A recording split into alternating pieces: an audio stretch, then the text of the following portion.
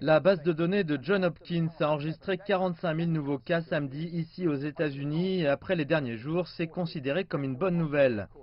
Ces dernières semaines, les États-Unis ont en effet rapporté des nombres de nouveaux cas records les uns après les autres, le maximum étant de 55 000 nouvelles infections.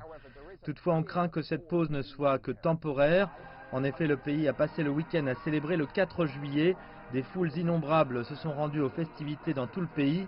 Les experts médicaux craignent une nouvelle hausse dans les 5 ou 7 jours en raison des infections contractées lors de ces rassemblements massifs. La hausse continue dans les États qui ont opté pour une ouverture rapide, Arizona, Texas et Floride, la Floride ayant passé le cap des 200 000 cas. Les autorités locales demandent aux citoyens de faire plus pour aider à stopper la pandémie. Or, le président Donald Trump a passé le week-end à saluer les efforts de son administration dans la lutte contre le coronavirus.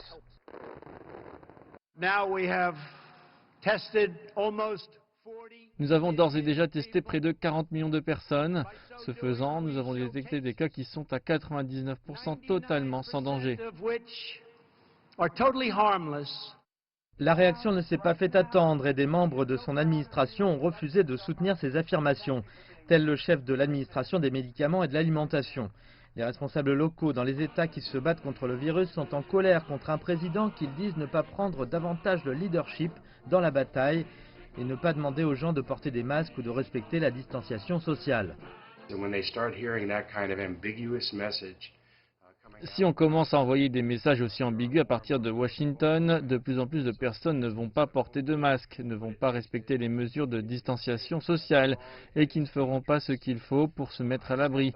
C'est très mal et c'est dangereux. J'espère juste que les gens ne vont pas écouter et rester concentrés sur ce qu'ils entendent ici localement. L'administration veut que la discussion se concentre sur l'avenir. Ils envisagent la possibilité du retour des employés sur leur lieu de travail si les employeurs prennent les précautions nécessaires.